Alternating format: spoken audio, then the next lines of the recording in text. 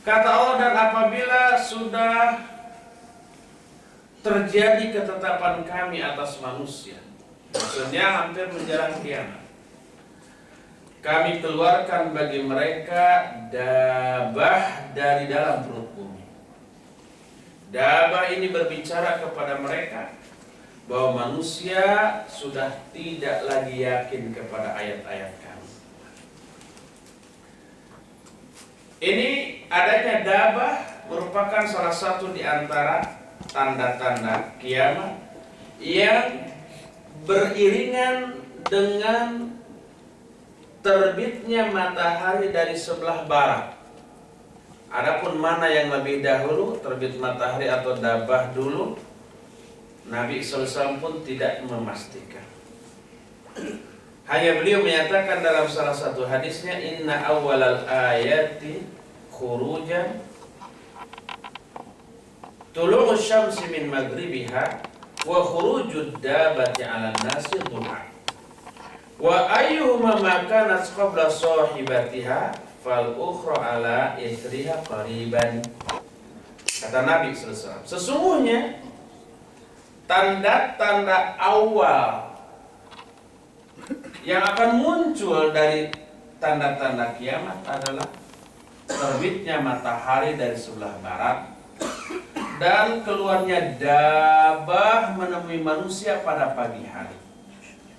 Mana saja yang lebih dahulu di antara kedua tanda ini, yang lainnya segera menyusul kemudian. Jadi Nabi tidak memastikan mana yang lebih dahulu. Cuma yang pertama kali disebut oleh Nabi munculnya matahari di sebelah barat. Setelah itu keluarnya dabah. Tapi mana saja yang lebih dahulu di antara dua ini, pokoknya yang lainnya pasti langsung mengikuti secara berurutan menjelang hari kiamat. Inilah ke-10 atau ke-9 ya, ke-9 tanda-tanda kiamat secara umum yang rinciannya insya Allah akan kita kaji dengan dalil-dalilnya besok. Tentu saja karena 9 poin ini cukup banyak dan dalil-dalil penjelasannya juga amat sangat banyak, maka penjelasan tentang hal itu besok di akhir acara daurah ini akan disajikan secara ringkas sesuai dengan waktu yang tersedia. Ya, selesai sudah penjelasan tentang tanda-tanda kiamat secara umum, dan sisa waktu yang ada saya akan serahkan ke pembawa acara. Alhamdulillah. Alhamdulillahirabbil alamin. Jazakallahu khairan katsiran Ustaz. Demikian tadi wakilillah penjelasan mengenai berharap hidup kembali yang ada di dalam kitab At-Tazkirah, dan kemudian tadi sudah dijelaskan sekilas mengenai tanda-tanda kiamat, dan insyaallah akan kita bahas secara ringkas besok malam di malam yang terakhir dalam rangkaian daurah ini. Kita masih memiliki waktu dan ada satu pertanyaan yang ingin sebenarnya ini agar Ustaz menjelaskan mengenai orang-orang yang mencintai pertemuan dengan Allah. Itu mohon dijelaskan seperti apakah tanda-tandanya orang-orang yang mencintai pertemuan dengan Allah tersebut. Iya, kalau nggak salah pernah dibahas ini ya, ketika membahas tentang menjelang kematian.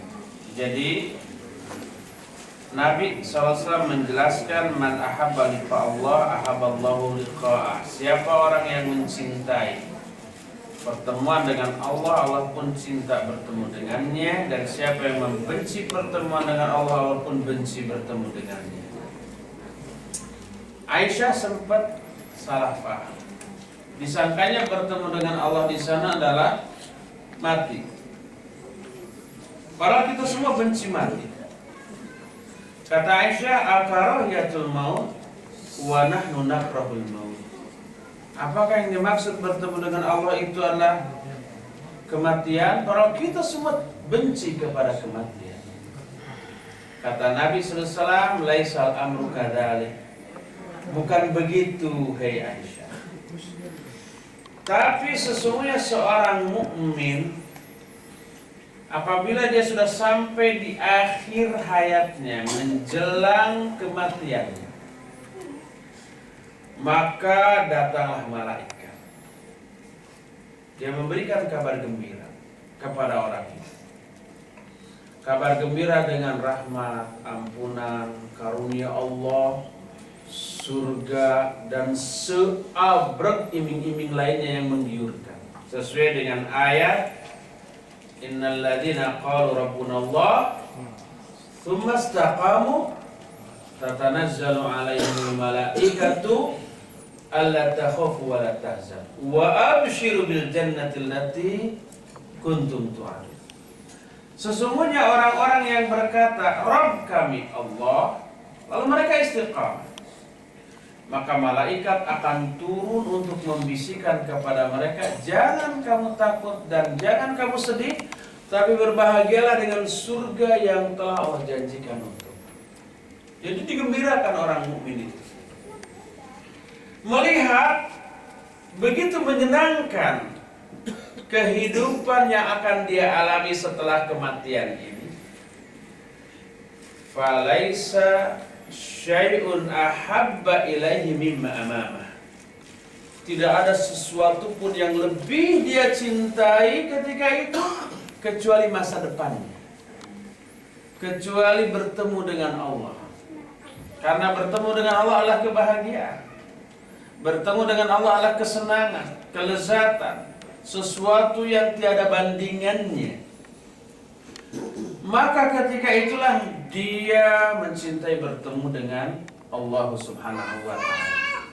Maka Allah pun saat itu mencintai pula bertemu dengan orang ini. Oleh karena itu yang dimaksud, siapa yang mencintai pertemuan dengan Allah, Allah mencintai pertemuan dengannya. Maknanya adalah perasaan cinta bertemu di saat akan mati, bukan pada waktu sehat, seger buger seperti sekarang ini. Walaupun sekarang ini kita diiming-imingi surga, diiming-imingi bidadari paling wah gitu. Tapi kalau disuruh mati sekarang belum akan mau. Tapi pas akan mati diiming-imingi segala macam iming-iming yang menggiurkan, baru senang. Maka tidak ada yang lebih dia cintai kecuali masa datangnya. Karena itu adalah kebahagiaan. Sebaliknya orang kafir ketika akan mati, itu ditakut-takuti, itu neraka, ini adab, ini murka dan kebencian Allah kepada kamu. Wah, pokoknya setelah mati ini bakal babak belur. Maka tidak ada sesuatu pun yang paling dia benci kecuali masa depannya setelah mati. Kecuali yang paling dia benci itu bertemu dengan Allah. Karena bertemu dengan Allah celaka, penderitaan, azab, siksaan yang tiada tahan.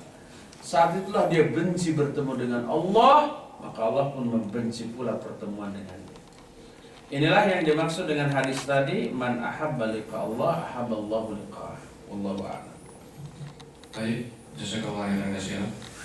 Demikian penjelasan yang baru saja disampaikan mengenai pertanyaan tadi. Dan insya Allah kita akan lanjutkan nanti pada sholat maghrib mengenai sesi tanya jawab yang kedua. Dan kita masih punya banyak waktu bisa digunakan untuk istirahat dan juga persiapan untuk sholat maghrib, baik yang mau wudu dan lain sebagainya. Insya Allah sampai nanti. Jazakumullah khairan katsiran. Kurang lebihnya mohon maaf yang sebesar-besarnya. Subhanallah wa bihamdik asyhadu an la ilaha illa anta astaghfiruka wa atubu ilaik. Assalamualaikum warahmatullahi wabarakatuh.